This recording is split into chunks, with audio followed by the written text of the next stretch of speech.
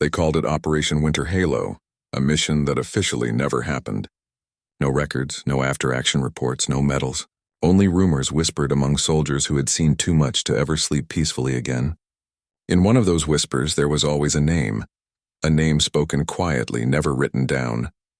A man who had led his team through the blackest night of the Afghan mountains, saved them all, and then disappeared without a trace. His name was Daniel Cade, but the U.S. Army made sure that name never existed again. He had been the kind of soldier others followed without question, quiet, fearless and calm even when chaos screamed around him. Before Winter Halo, Cade had completed 13 deployments, serving as a reconnaissance specialist under elite command. But those close to him knew he carried something heavy, something that weighed deeper than the armor on his chest. The memory of a brother lost in a mission gone wrong years earlier. Every day since, he moved like a man trying to repay a debt that couldn't be settled. Winter Halo was supposed to be a recovery op, simple extraction, 2 hours in and out. But simple missions don't exist in places where the air itself tastes of danger. His team was dropped into an icy valley on the edge of the Hindu Kush, where insurgents had captured an intelligence officer carrying critical data. The mountain was crawling with hostiles. The snow made visibility near zero. The plan fell apart before they even hit the first checkpoint. Radios jammed, the map useless, and one of the helicopters never made it back.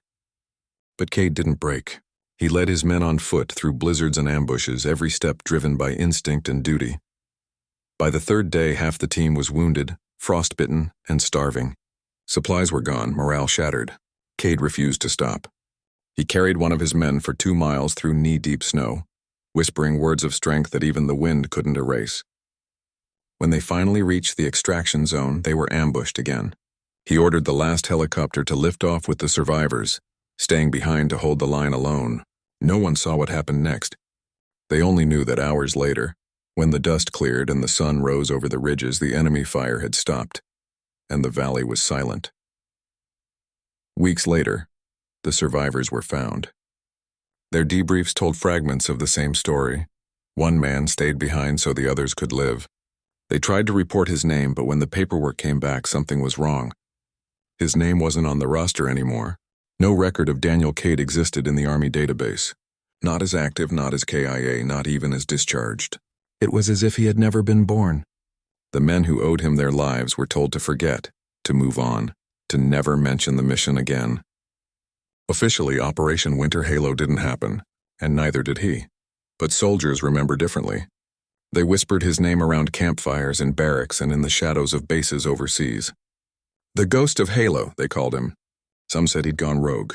Others swore they saw him years later, standing quietly at the edge of ceremonies, watching from a distance. His dog tags never turned up. His body never recovered. Yet somehow messages began to appear. Unsigned letters delivered to the families of his men. Words only Cade could have written. He fought bravely, one said. He's home now. No one could explain it. Years passed. The army changed, new wars began, old stories faded. But one day, at a memorial wall deep inside Fort Bragg, a retired colonel noticed something strange. A faint outline beneath a plaque. The ghostly trace of an engraving long erased. Under a certain light, the letters glimmered faintly. Cade, Daniel R. He ran his fingers over it, feeling the cold metal and the truth beneath the lie. Someone had tried to wipe his name away, but heroes don't vanish so easily. Rumors reignited. Some said he lived in Alaska under a false name. Others believed he worked quietly for a rescue unit that didn't exist on paper. But no one really knew, until the day of the Arlington ceremony. It was Memorial Day, and veterans from every branch gathered to honor the fallen. Among them was an old man, scarred but strong, walking with the posture of a soldier. He wore no ribbons, no uniform, just a quiet presence that drew eyes. As the bugle played, a group of rangers standing in formation suddenly snapped to attention. Not because of rank, but recognition.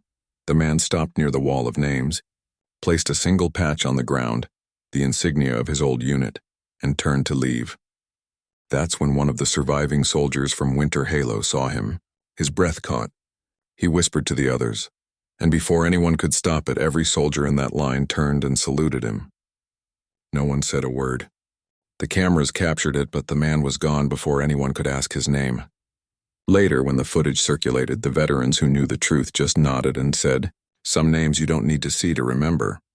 Daniel Cade's name may have been erased from every file, but not from the hearts of those who lived because of him. He became a legend told in quiet tones, a symbol of every soldier who gave everything without ever being recognized. His story lived on through the men he saved, the families he protected, and the legacy that no one could destroy. The Army may have deleted his record now, but history never forgot his soul.